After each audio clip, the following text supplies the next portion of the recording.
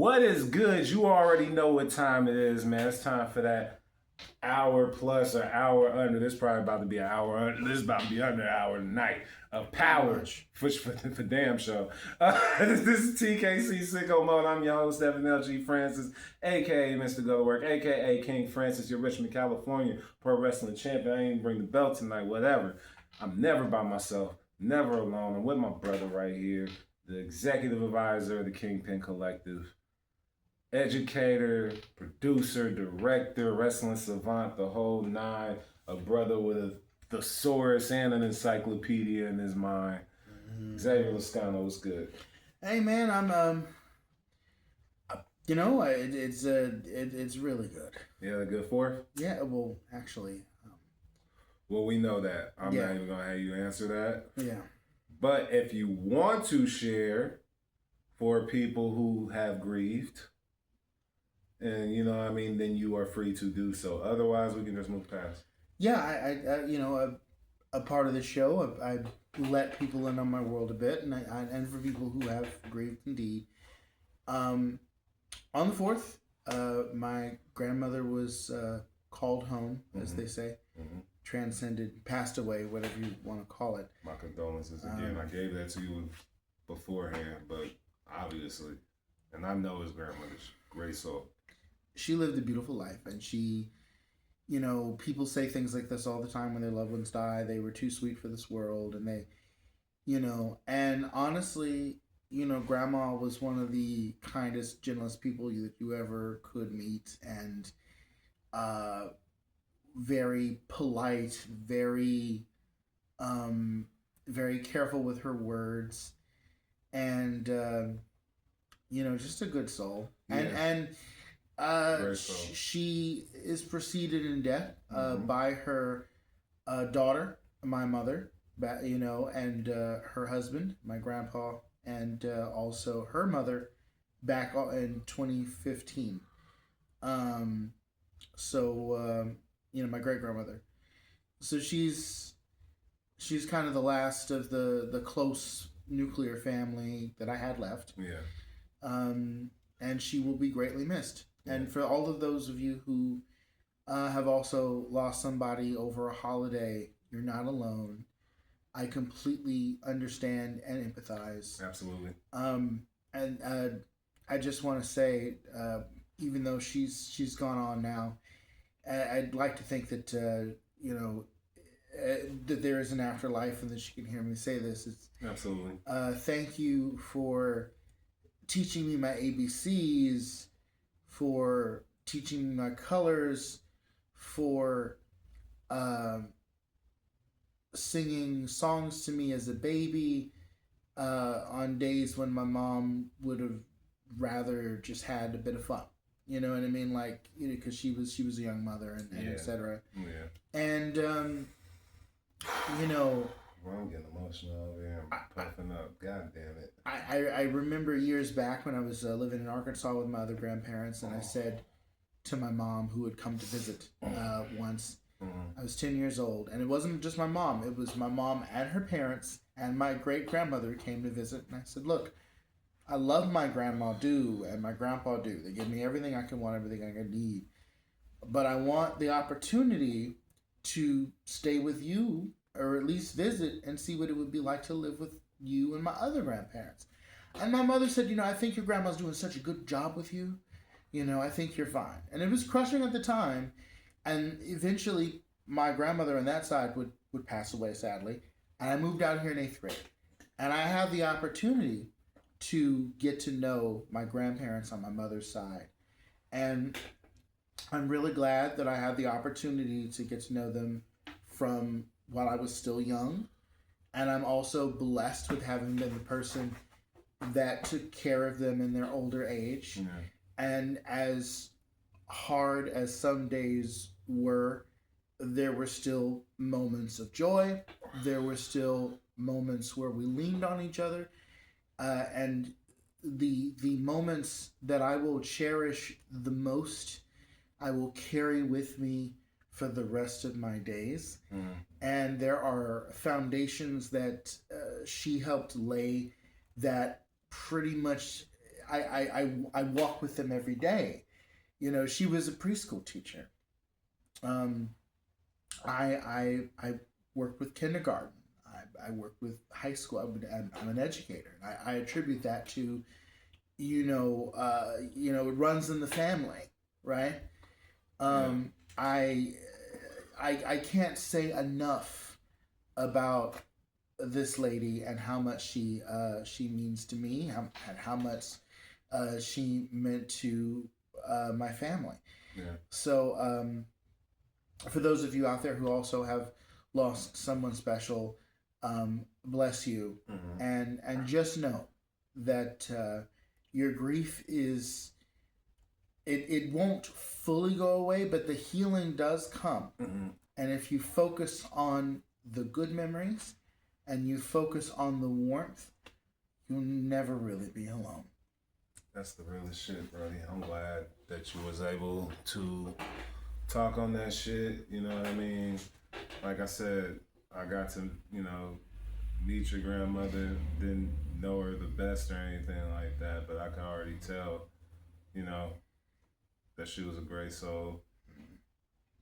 And she raised somebody that I know is a great man. So, I have nothing but respect for her. And I will say, I watched this man for years take care of his grandfather, both his grandfather and his grandmother.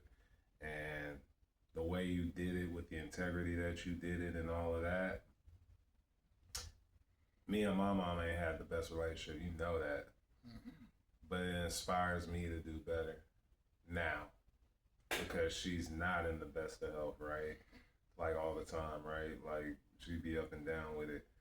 And the way you do things and the way you demonstrated things, it inspired me to actually, like, regardless of what my past was with her or whatever, it made it easier for me to do the right thing now. You feel what I'm saying? So I want to say that it wasn't unseen. You know what I'm saying? Yeah. Love you, brother. Love you too. That's a brother moment right there in real life. Let's do this shit, man. Hell yeah. Dynamite. Beach break. Oh man. I thought this was a fun show. I thought this was a really good, I actually enjoyed the show. Can I just say, I love the setting. It feels like, you remember Ash those on the beach on steroids. Yeah. Yes. Yeah. You remember those the MTV wrestling specials where they would have it during, like, come on now. Hell yeah. Like, it's something that I didn't realize I missed until I see it and I go, yeah, that. And that's something that, like, the competitor with all their money could easily do, where they're booking, like, a literal show by the beach, but they don't. For, like, SummerSlam, That's okay. We got Tony Khan, who's like, I got you. Don't worry. Yeah, no, and you know what? Now that I think about it, it sure do remind me of them spring breaks on MTV and all that. It was dope, just the way the staging was and all that stuff. I was just like, yeah, this is like a music festival. It's out in the open air. Yeah. You get the sense of palm trees. There's sand everywhere. Like, it's dope as hell. Like, I would love to go see a show like that. Me Hawaiian t-shirt. I don't even. We might have to do, like, Florida, like, do they beach break next year? Hell yeah. Like, I don't like wearing shorts, but fuck out. Let's get to it. Hell yeah. So we have Kenny Omega has a bit of conversation with Renee Paquette. Basically saying, if this is the last time, I'm going out with a bang. If this is the last time I get the challenge for this championship, if this is the end of that, then I'm gonna give it all I got. Max, you better be ready. That's basically what it was, right? And no Bucks, no nothing. He's here by himself. He's ready. Mono. It's mono. So I liked the promo. I thought it was a good, like, tone setter. Whew. I know we're going to talk about the end of this thing, huh?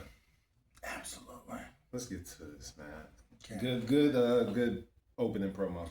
Great opening promo. Definitely gave me faith and hope. Chris Jericho versus Tommaso Ciampa. This was a knockdown drag out grudge match of Straight a up. fight. Straight up. Like, Straight up. oh my god. And like, fucking Tommaso is a psychopath, and it's great. Like, full on heel mode. And Chris Jericho isn't taking any shit either. Hey, I like this. Like, and I think they just starting to call him Jericho now. I was like, is that a thing? Like, they just giving him the last name and that's it. If it is, cool. I can get with that. I like the little tweaks to character, the little things, even the little nuances that Jericho does to kind of freshen shit up a little bit. And I even like the beginning of this match because he came out because Tommaso was trying to get the jump on him in the entryway, and then Jericho came out through the crowd, and then he kind of got the jump on Ciampa. It was physical the whole way through.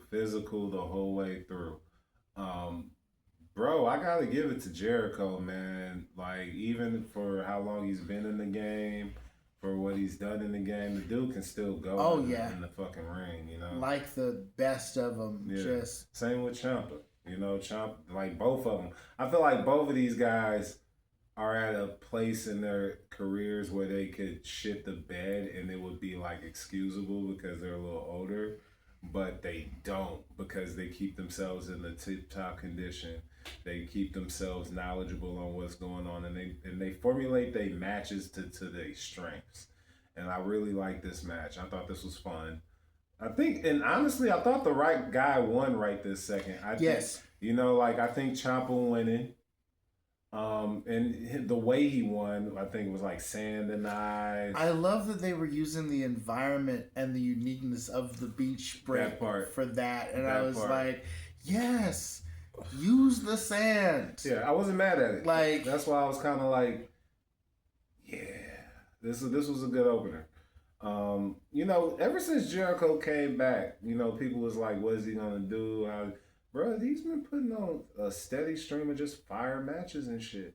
And so, you know, I can't really hate on Jericho, man. Like, and I would love to see more of this after Tommaso won the match. He comes out with the power drill, right? No, before that, he lays him out with the steel chair. Oh yeah, he knocked the fuck out of Jericho with that steel chair, and then goes underneath the ring to get the tools that was out. one of them old school chair shots, boy. I was like, I guess Jericho say, "Look, man, like I ain't too worried about CTE now. I'm already over." You remember when like Austin used to hit Kane in the head with the chair, and then niggas fall down with the chair? Yes, it was like that. That was an Attitude Era level chair shot. And then he came out with the drill, right, and was acting like he was going like basically power drill his shit. You got security and the referees coming out there. So this ain't over. No, it's not.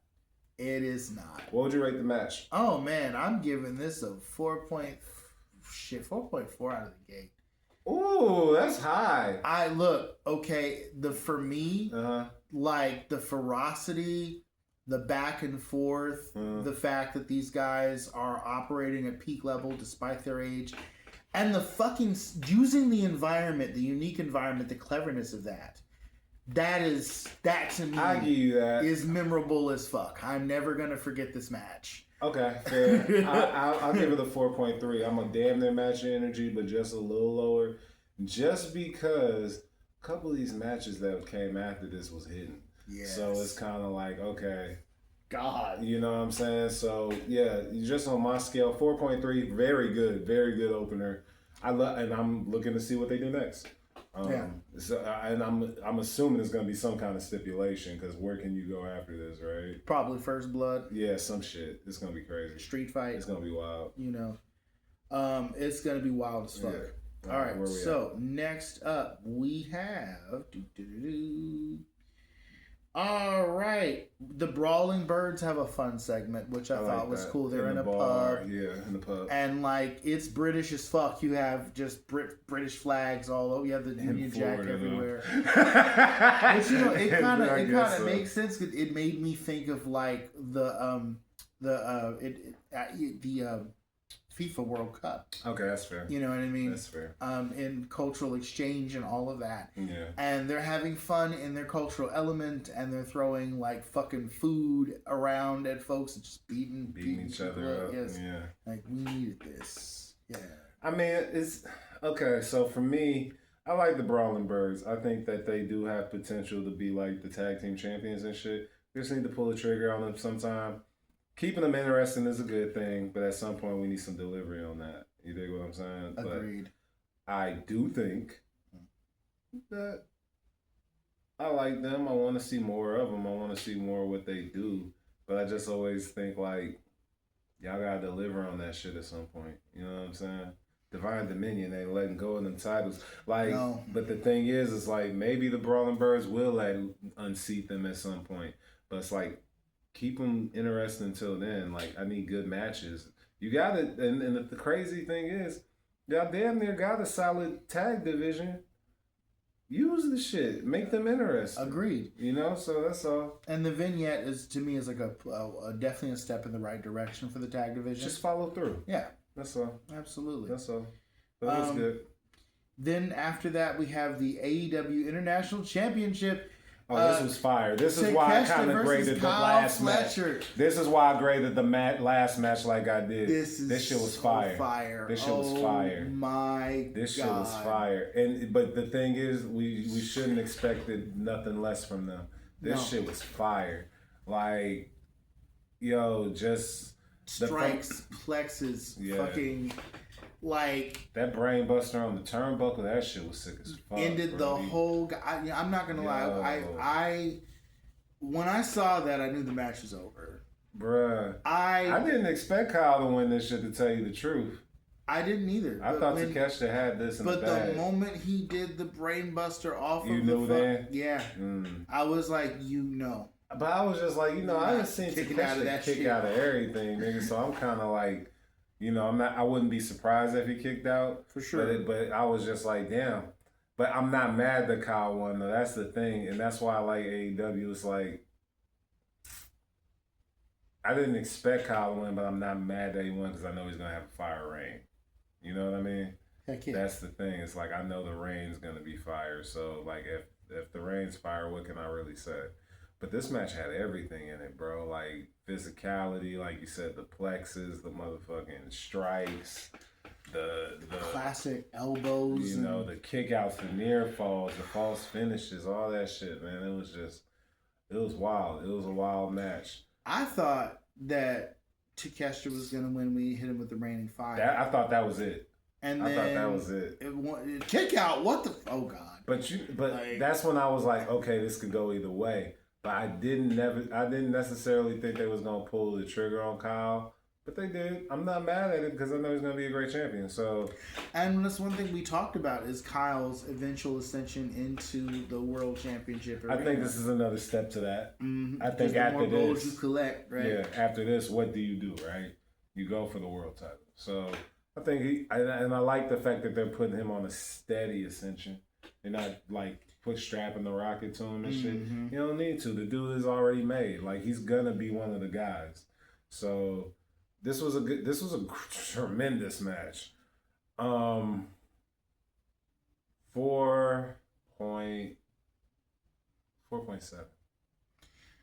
Yeah, damn. I'm matching that energy, sir. 4.7. 4.7. It was a tremendous match. It was like best match I've seen like in a second. Like great stuff. But we say this about AEW matches all the time. It's like, that's the best match I've seen in a minute. And then a week later, that's the best match I've seen in a minute. They be backstage like, okay, like, how do we impress Meltzer this week? That's Fuck, that's basically what they're trying week in, week out. But I loved what came after this. Mick Foley.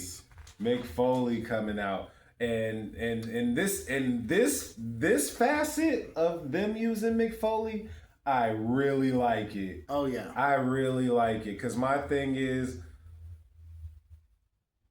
like he could say, "I'm gonna fucking come out of retirement and kick your ass one time," and he's a crazy motherfucker. I believe him. Do it. I believe him. So it's kind of like, and especially in this environment, yes. I believe him. Yes. So that's the thing. It's like it's coming. I do think we're going to see Mick Foley in the match. One more time. One last time. And I think that we're going to see more of a Cactus Jack kind of thing than we are going to see like a Mankind or Mick Foley thing. Mm-hmm. And so, but I think we got a year. I think they build up to it. They're gonna build up to it. I don't know where they're gonna go with this. I would I think MJF would be a good opponent for Foley. Oh fuck yeah! I think he would be a good opponent for Foley. Oh my god, yes. Yeah, I really like either him, Ciampa. Because I'm thinking about heels that Foley can tell the story with. Foley's one of his greatest strengths, if not his greatest strength, is his promo work. Yes. So I'm looking at I could salivate over the promo work between him and MJF. That would be so rich. You get what I'm saying? We got a little preview of it when he first announced that he was in AEW and they did a little bit of a promo against each other. And I'm like, oh, I could go for a month of this shit. The other thing too is so that's the first thing is their mic, the way they play off each other in promos. And I know Mick Foley's older, but one of his other strengths is being able to take a lot of punishment. Yeah. And MJF can throw down in a no holds bar, no disqualification match. I'd be scared for him, man. Foley will probably die in the ring with not Ciampa, with MJF. No, yeah, with Ciampa probably. But I wouldn't put him in the ring with Ciampa. I wouldn't put him in the ring with Hangman, and I wouldn't put him in the ring with Swerve. Them the three niggas I wouldn't. And Darby. Them niggas, him and Darby. I could see Darby and him teaming up. Somebody gonna die. I could see him and Darby teaming up with each other. Yes. Yeah. I was gonna say them niggas. Because bruh, when I found out that Darby and Jeff Hardy would fight each other, and then they made it the nose, bro, I was like, somebody's gonna fucking die. And then I was almost right, with that fucking swanton off the damn ladder, and niggas I was like, them niggas almost died. I was like, the world's first ever kill yourself in style match. I was like, that shit was clean though. But that's what, in style. Yeah, no, that shit was good. But that's the thing about Jeff Hardy. That's why he's always invited to the cookout, because he makes it look so fucking clean. That's the only thing. Them the only white boys I know, the Hardys, that's eternally invited to every black cookout. Nigga, I don't give a fuck. Everybody know Jeff Hardy, nigga. Oh yeah. Nigga, no, for real. Bruh, Jeff, if you in Cali, you in the Bay, you need some digs and some barbecue and shit, bro. I'll show you the spots. You invited to the cookout, my nigga. We love you, Jeff. We love you, Jeff. But yeah, man, that's what I would see Foley with, is one more match, but with something simple. I could even see a novelty match between him and Callis. Hell yeah, man. Okay, now here begs another question, right? What? Do you see Foley running a stable? He could do that against Callis. I could see that. With maybe Ciampa turn face. Nah. And Darby Allin. I'm only saying that you have the sort of that nigga can't. You would call it Foley's Hardcore Boys or some shit like that. Keep Ciampa heel or make him tweener. That nigga cannot be face. Okay, fine. That Psycho Killer shit, I actually like it. And my thing is, at some point, I need this Psycho Killer against Darby. Let them niggas kill each other. Okay, that's fair. You feel me? But he does work well as a tweener, as well as you said. So yeah, and then after, Foley makes the threat, right, to Callis. I'm gonna put my foot up your ass. He made some very nice descriptions of his slippers. I appreciate how also he's I want to acknowledge the talent. Yeah. That Kyle Fletcher has got. Absolutely, you can't deny it. And then he's but you, sir, yeah. Yeah. But the description of the shoes and how they're modeled after his dogs, right? Yeah, that was dope. But then Andrade come. Andrade, this nigga winning me over every week. Yes. Every week, when he's bro. You promised me a belt, and he's you're whining. Every week. I just gotta say, at first, when the Don Callis family came out after the match, I was thinking, they're gonna beat the fuck out of Takeshi.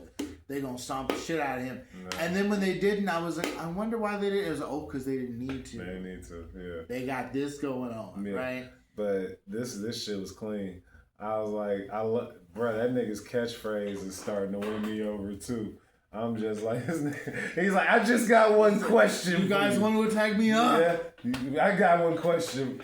How you know? I was like, this is the greatest catchphrase Oh my God. of all time. I'm like, and then when they run out, they go get the nigga, right? Oh God. Darby cuts the niggas off at the pass. They start jumping this nigga. It's a trap. They about to hit this nigga with the skateboard. They thought the bag was the booby trap. Nope. No, it's the skateboard. Boom. And then they talk, and then you focus on Andrade. This nigga got, they say, you did it. This nigga Andrade got the control. He like, how you know? I'm like, yeah, how you know?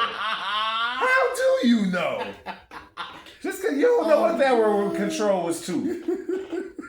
You don't know what that was to. How you know? That was so fucking That shit was clean. That's why I was like, if they keep plugging this in the right ways at the right times, this is AEW's damn. If they do it the right way. But they only got so long with it, but this could be AEW's damn. Oh, hell yeah. So, bruh, Andrade's a guy. 20 years from now, 30 years from now, if Andrade decides to retire, just like, damn, they may just bring him in just for that. Yeah, how you know? How you know? Yeah, no, it's something that can last for a while. Yes. But my thing is with this, Andrade to me, and this is the conversation that I'm ready to have. Andrade to me, he's on the cusp. He's on the cusp of like main event status, world championship, the whole like he's about there. This how you know thing, this whole it's blowing the fuck up. And the thing about it is that his ring work is phenomenal. He's been cooking ever since he returned. This run in AEW, because I remember when I said, and I remember myself saying it, I was like, I don't want niggas to come back here after they came from WWE, the whole nine, you know what I'm saying, and just do the same shit and think we go, Andrade, shut me the fuck up. That nigga say, how you know? How you know, nigga? Shut up. How you know? You feel? I didn't, Andrade, I didn't know. Okay, I didn't know. This nigga came out and he's been cooking ever since. I'm not gonna lie. This is the best Andrade I've seen since NXT. Maybe better. I'm how you know. I see what I'm saying, how it works and everything. That's why I'm like, yeah. I'ma just use it in real life sometimes, nigga. Like shit. Nigga, it's gonna be great. You cheating on me, how you know? How you know? You was looking at that bitch. How you know? How you know? Nigga, like shine like wildfire. Nigga, you cheating on your taxes. How you know? How you know? Oh my gosh, it's going to be so hilarious. Bruh, give him a year. Mr. Lascano, I failed my chemistry exam. How you know? Yeah. How you know? How you know? Oh god. Alright, but this shit cooked. Yeah, no, it was I want to say that this vignette is so, that skit is so fucking good. I'm like, is the competition? It made me think about something Paul Heyman said about AEW. He was like, AEW is the wolf on the other side of the river, was it? Or the stream?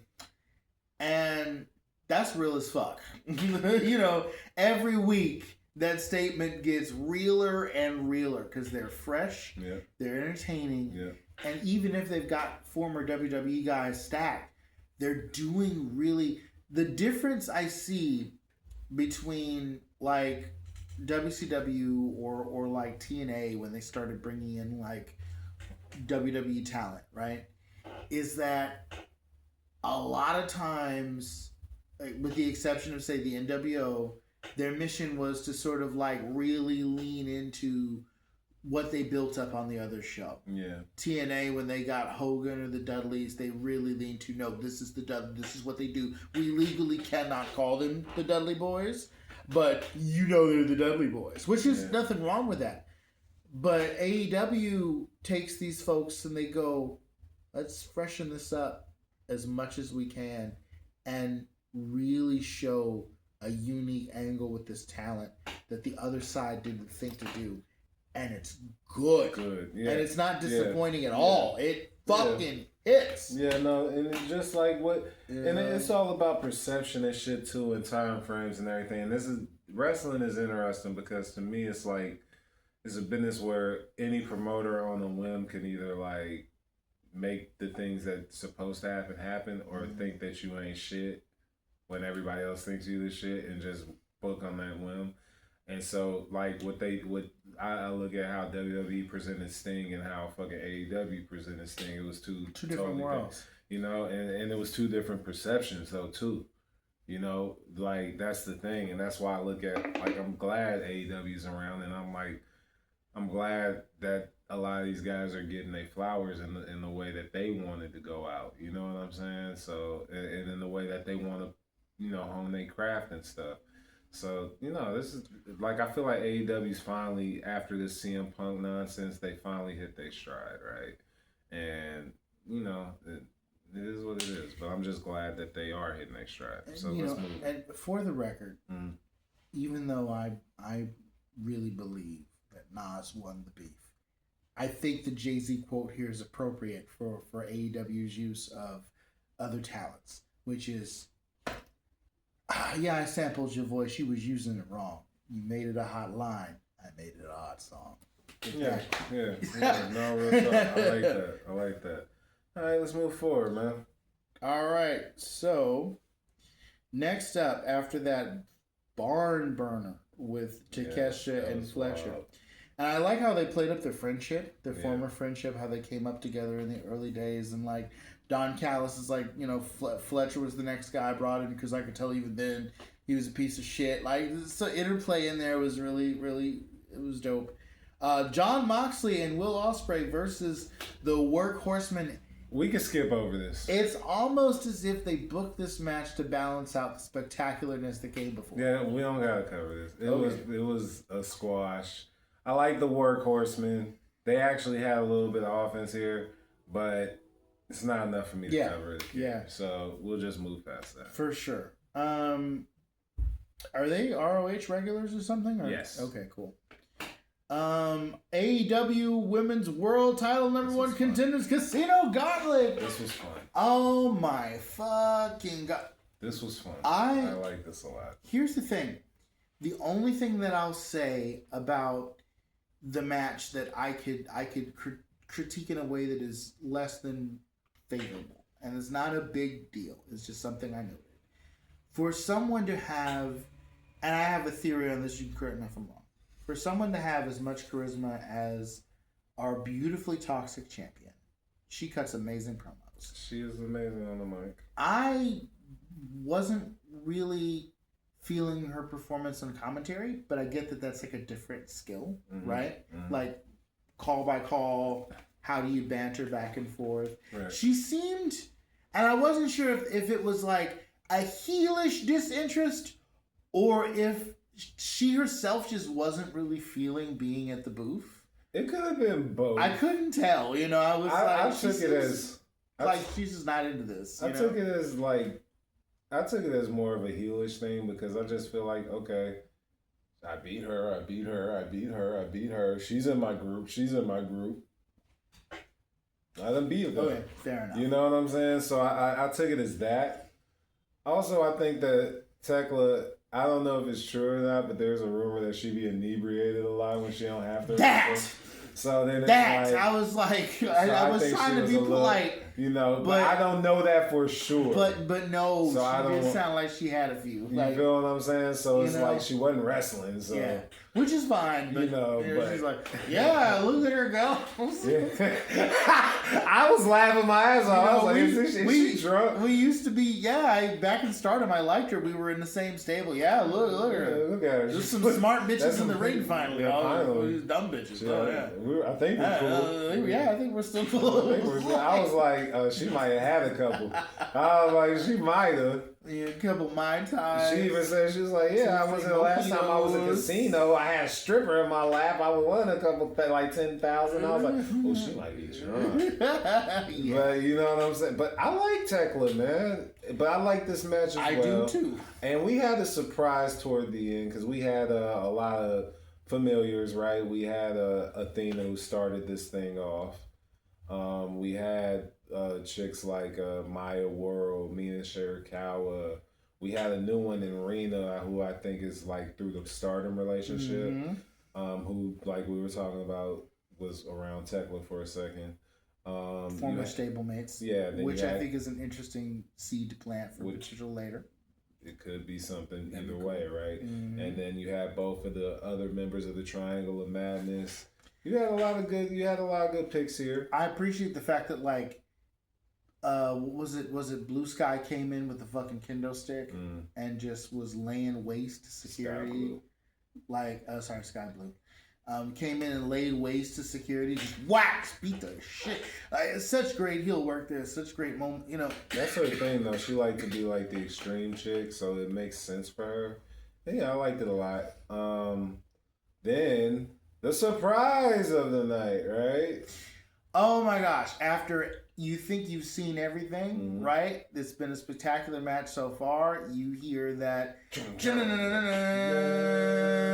I love how Willow fucking kicked the first opponent she saw right as the trumpet went. Damn it! I don't know if they talked beforehand about hitting that beat or if that was accidental. Yeah. But God, that was perfect. Like, I just want to point that out. This was cool. I really enjoyed this. This was fun, and it didn't last long after Willow came in. Spine busters all around, like Babe with the power bomb, and it was over, right?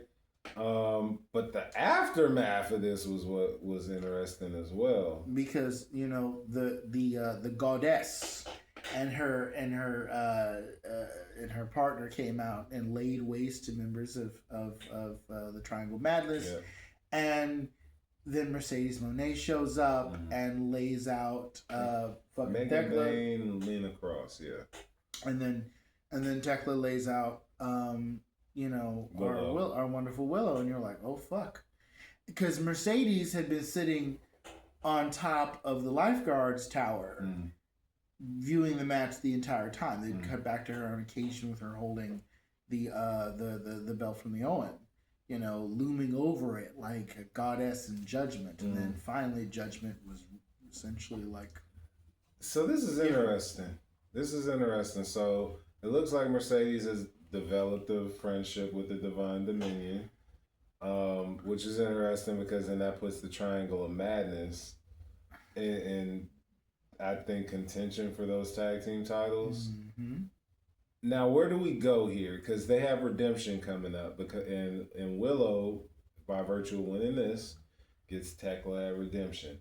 Now, do we get Willow winning the Women's World Heavyweight Championship from Tekla and going on the fake? Because we were talking about this. We were like a couple weeks ago where we were like, who's going to be the heel and who's going to be the face in this Tekla Mercedes thing, right? And we might not even have a Tekla. Yeah, exactly. How exciting would that be for Willow to beat Mercedes at All In? I think that might be like, that's crazy. That's crazy work, actually, when you think about how the stories played out, how Mercedes won the TBS championship, the whole nine. Now Willow won it. Had to vacate it. Now it's like her. Yeah, no, that would be. And honestly, considering that Willow is a younger talent, I could see Mercedes being the veteran putting her over. And that being I can see it. Or I can see Mercedes also winning that shit All In too. Of course. But that's the beauty of it, is that you don't know which way they're going to go. And so this is exciting. So we don't know if Tekla's even going to get past Willow. Right? And so we don't know. How you know? Right. You feel what I'm saying? How you know? So I'm interested though. Like next week is going to be really interesting to see how we follow up with this, and when we get past Redemption, we'll know. Because see, Redemption's an important show now. All of a sudden, we have a lot of fucking going on. Yeah, Redemption, which is what we're going to cover in a little bit. But go ahead. My God.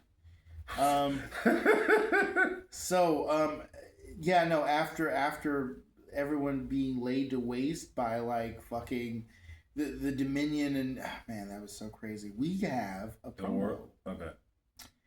Mike Bailey is interviewed backstage Yes. and challenged by Mark Davis for the national title on Saturday. Yeah. Also, we must have skipped over this. What?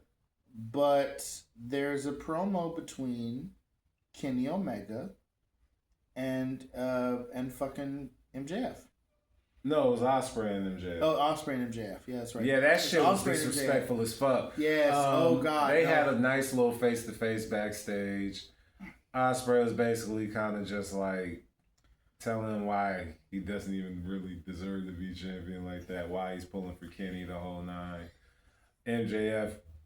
And he called their relationships, like he referred to it as frenemies, right? Mm-hmm. Love, hate. Yeah.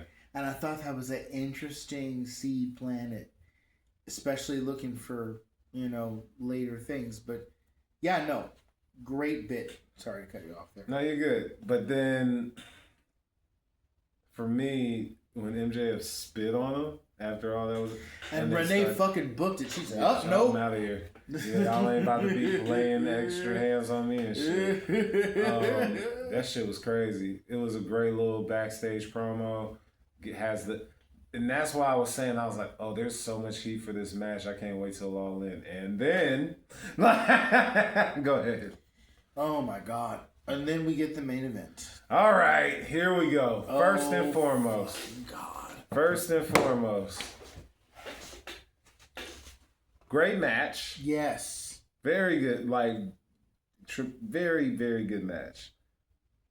I mean, it had me at the edge of my seat. Yeah. I mean, Kenny Omega is Kenny Omega. They MJF spent MJF. a good chunk of time outside of the ring before finally going in. Yep. And they were fucking going all through the crowd, and this is a match where they were pulling out all stops and trying to prove, who is the better man. Yep. Up until a certain point. Yes. Like when MJF started to get desperate and shit, right? He pulled out that fucking Dynamite diamond because ring. he cannot help himself. Nah, he cannot help himself. He had to. But Omega had some help this time. Oh, yes. And in a not entirely unexpected assistance, but definitely not exactly who you would expect to naturally come out, right? Yeah. Because they're boys, but you would expect one of the elite. Yeah, but he told the elite not to even get involved. So that story beat, I think, holds up. I agree. But I feel like with Ospreay, that's why I said redemption is going to be interesting. But Ospreay snatches the Dynamite diamond ring. Kenny Omega fucking lays MJF the fuck out. Oh my God, I just got to bring up before we get to the poison Rana. Yeah, that shit was that wild. MJF hit on fucking Kenny Omega. Yeah. And you don't see MJF hit that shit at all. No. Yeah, you don't see him do that. And I love it when he does amazing shit like that because it's not just the fact that it was an amazing move, but also I think it's the coolest thing about MJF's character as a heel is that this is a guy who, in theory, if he didn't waste so much time trying to cheat, could probably beat you clean on a good day. The saddest thing is that he doesn't believe in himself as much as he says he does. And that's why he's a fucking heel resorter to heel shit. Yeah. But unlike other heels of the past where it's like, no, clearly this guy could not win on his own. It's like, no, MJF could if he wasn't a self-sabotage narcissist. Yeah, no, I can see that. But that's why I say, this match kind of came down to that, right? And it was like, you don't have all your tricks, you don't have all that, you don't have the ring no more. So now it's about who's the better man, it's who wants it more, who's just the better man at this moment in this point in time. And Kenny pulled that shit out. Couldn't believe it. Couldn't fucking believe it. Kenny won the belt, and I was just like, wow. And it's not that I'm upset about it, because I said before I wouldn't be surprised if either one won this one, just because it's Kenny, and I wouldn't put it, you know what I mean? I wouldn't put past Kenny winning, not in a negative way. But now we have this thing where it's Kenny Omega versus Will Ospreay tentatively at All In. Is that the better match though? And is that the better story? Because I feel like me and you for months have booked this thing out to be Will Ospreay and MJF. I just thought they were perfect foils for each other at the biggest show. You could have this shit go on for years. Agreed. You're rocking Austin. Agreed. So is this the right thing to do? And also, we have a few weeks until Redemption. So does MJF once again win the belt from Omega? Does he win the belt back after losing it on live? That might be MJF's curses, depending that belt on live TV. Yeah, it could be. And we might hear me out. We get a curveball we don't expect. Like what? Well, at All In, for the first time in literally ever, you have the winner of the Owen tournament go up against the reigning champion, but in a triple threat. Because MJF has been able to somehow fandangle or bully his way because he's Maxwell, Jacob, Friedman, and he's better than you. And, you know, he's somehow cheated the system and turned this into a triple threat. Or you can have him win it back at Redemption and Kenny has the rematch clause and you can still have the triple threat. That's true. Yeah. I can go either way. But I just don't not see MJF in the main title picture this close to All In. There has to be some kind of something that like Redemption to me. I didn't even know this pay-per-view was happening. I thought it was Forbidden Door and then All In until I found out that it was happening. So now I'm like, okay, I don't think they just gonna add a fucking pay-per-view here right before All In and not have something major happen. The other thing to consider too is it's literally named Redemption. So him getting the belt back. Exactly. So that's what I'm saying. This might be that thing and it plays out in the name. I still do feel that MJF should be in the world title match at All In.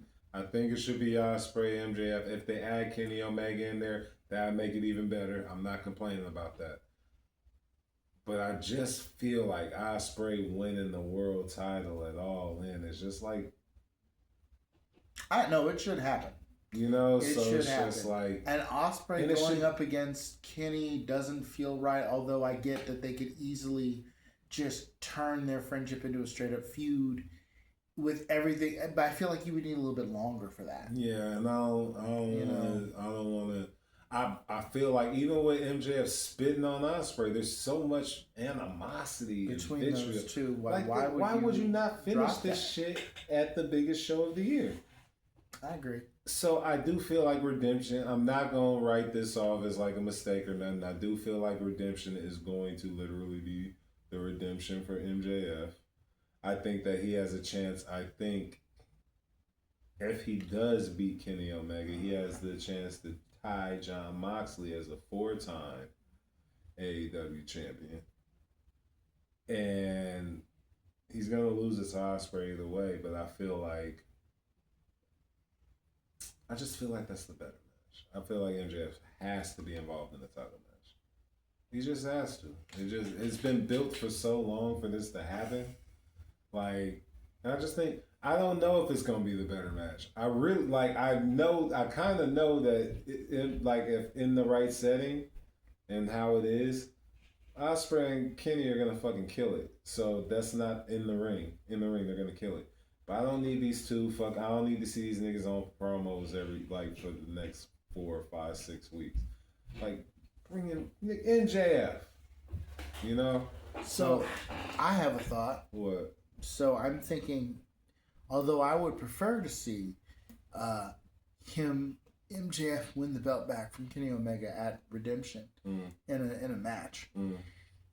Now WWE probably would do something like this. I don't think AEW would. But another way you could do this is because Maxwell has all these wonderful resources, and he has a lawyer that we've seen on camera before. He brings in the lawyer and he says he does a thing that, like, and we explain that the only reason he's able to do this is because of the lawyer. Because it would break wrestling forever if this became a new president. I think you know where I'm going. You know how in like normal sporting games they get the referees to review the footage? Nah, man. So they go, if you look right there, bruv, a man handled me in the ring. That was interference if you review the footage. And then because of that, they take away Kenny's win and they give the belt back to Cheap. Nah, that ain't happening. I feel what you're saying. Even for MJF, that's a little too chicken shit for me. But my only problem with that is if they did that, it would kind of break like this sort of unspoken rule in wrestling. And then also, he like Ospreay wouldn't have came out if he didn't put the ring out. So it's like it's causality. That's true. That's why he's got the best lawyers. It's weird. That's why I'm just like, nah, just let the match ride, because I just feel like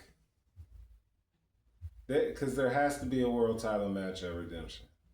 It just makes sense for them to do it again. I agree. Like I said, I would rather see a wrestling match, but I could totally see that being someone else's idea. Yeah. So I think that they'll do this again at Redemption. I think MJF will get the title back, and they'll set course back. And I will say, based on Darby's title win and the reign he had, we've had good 4-week title reigns. Kenny's just gonna have to defend the belt. If he wins this shit and doesn't defend it every week or some shit like that, then it's gonna be a little like, it won't telegraph anything or anything. It might not telegraph anything. But I just think that I don't know if he should be in that he should be in the main event if it's a triple threat. But otherwise, I don't want to see Ospreay Omega over Ospreay MJF just for storyline purposes and just how it works. But the three of them do have connections, so I do think it might wind up being a triple threat. All right, so what do you rate the match? Man. Oh my gosh, like, there's so much good about this match. Everything from, like, Kenny getting kicked off the ring apron and getting thrown into the table smashing on the pieces, and the commentators like, this is reinforced to make sure this doesn't happen. Yeah. Like, fucking, the moment with the belt where Kenny has got the belt in hand, and he's thinking about whacking MJF with it. MJF's begging. And then Kenny decides to listen to his better nature. And then he basically, Maxwell has that, oh, you're a sucker. Low blow, gets him with the belt, and then kick out. The story was so great. Mm-hmm. And it was both modern in its wrestling presentation and also old school in its, like, way of character building. And, like, it's such a great combination. Oh, God. I can't give it anything less. I'm going to give it another 4.7, sir. This was a great main event. I don't agree. I really like this shit. It was really good.